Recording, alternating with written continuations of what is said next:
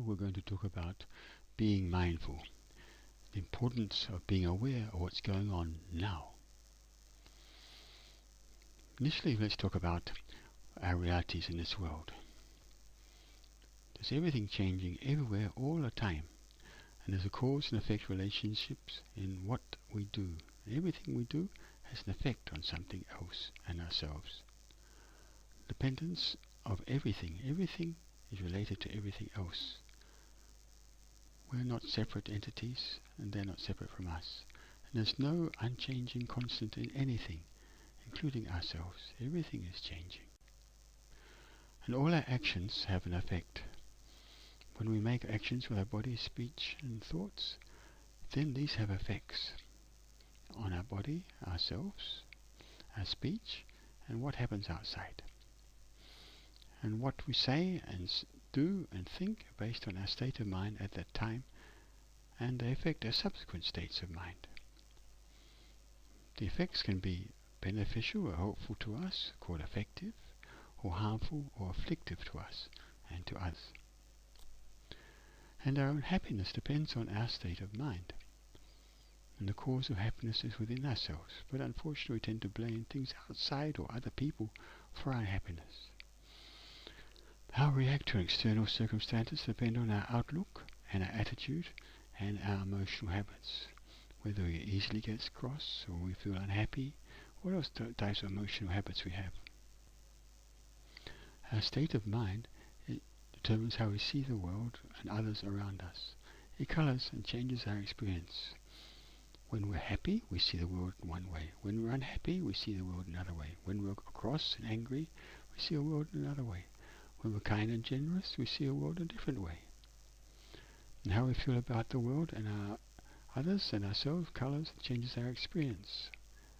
How we react to what we see and our subsequent and consequent relationship with others depend on our state of mind.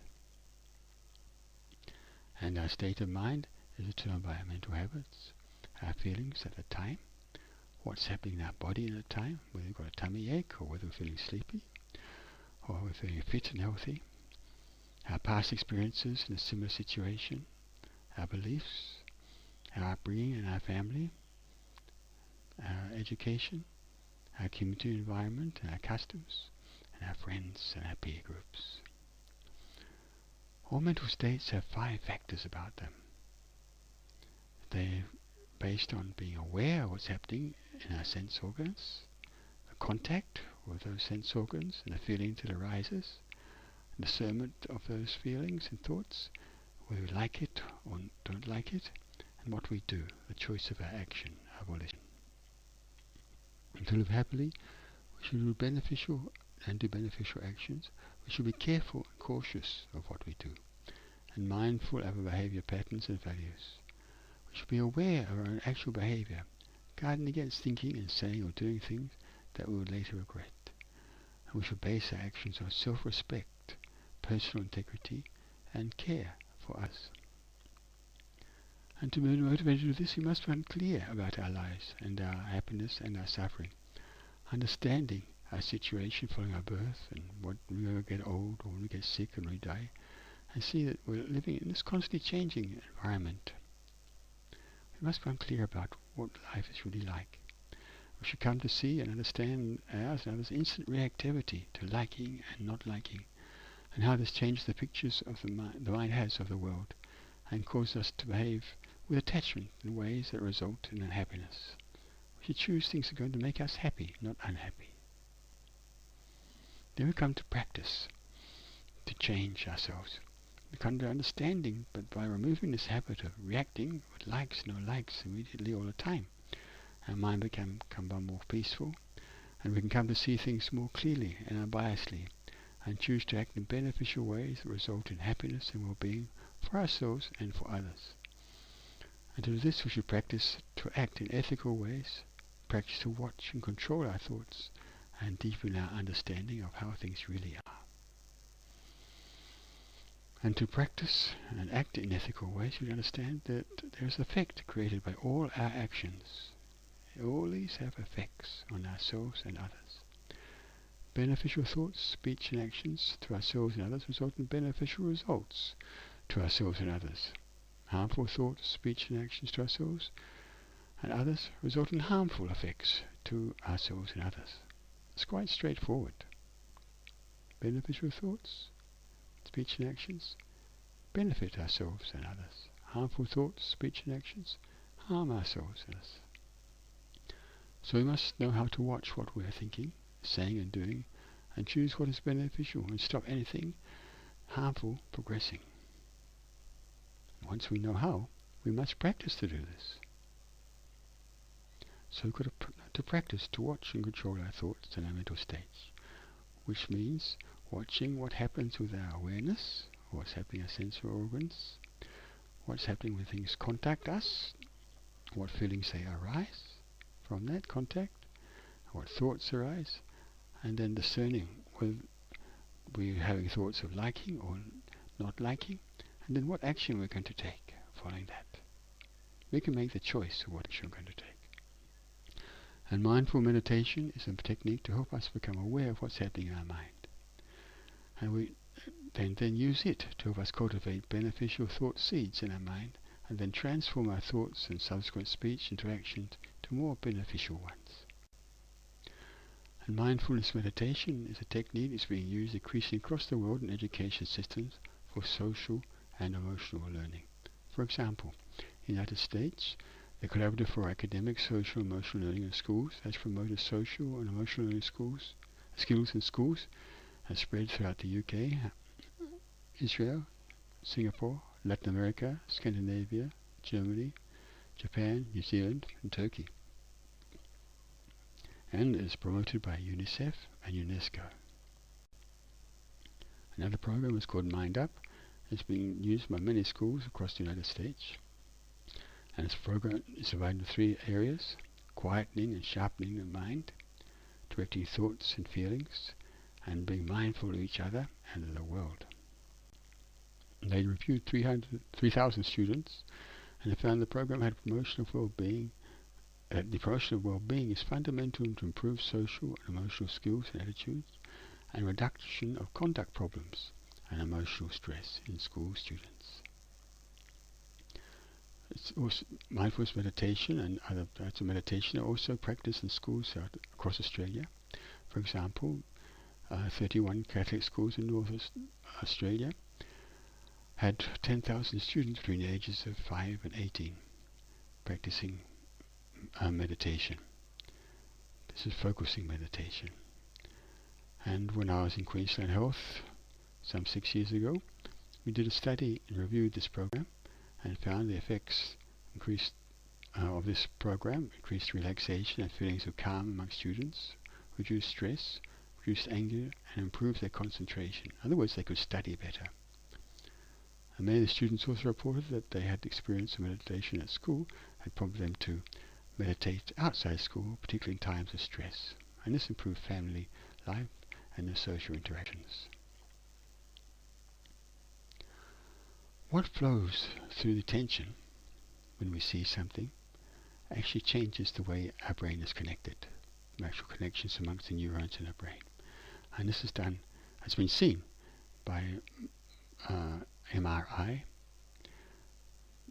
magnetic resonance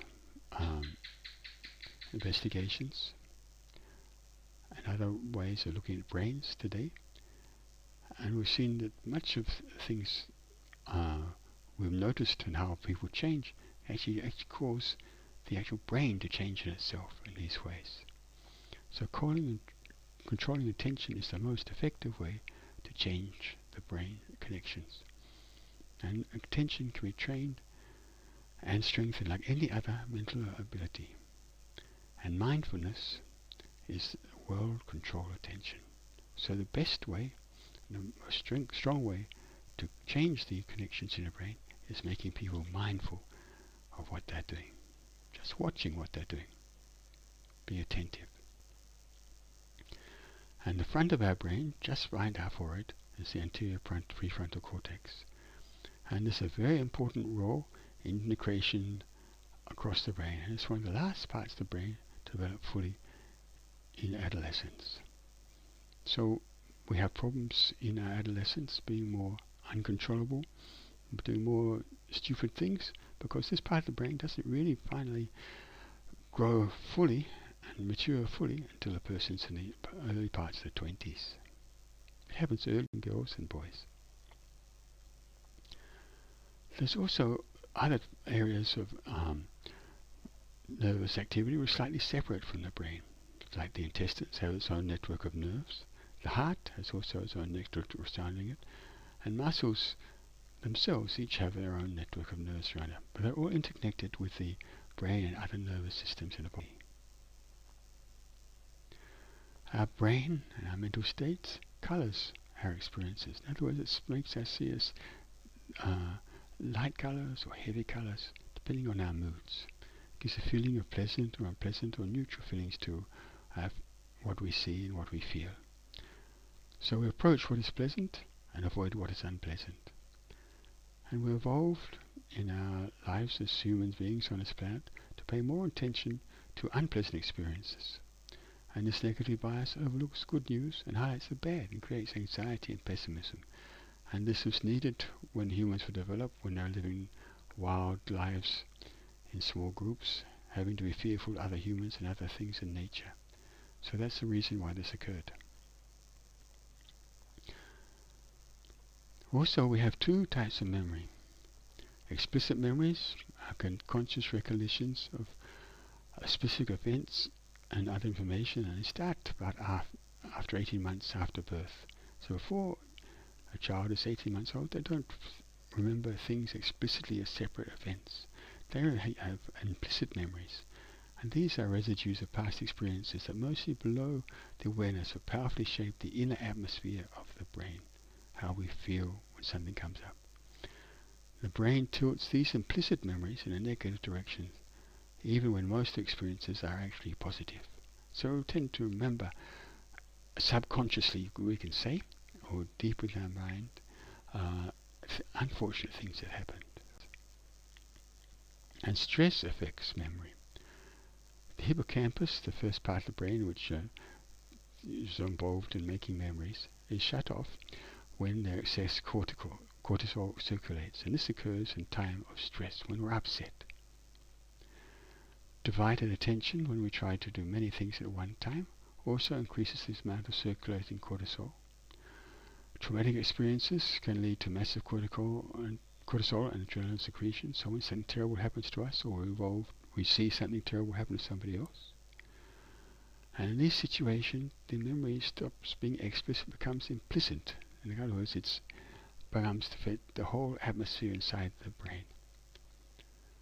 So these things can, and with adrenaline, can deeply implant fear and pain into our implicit memory.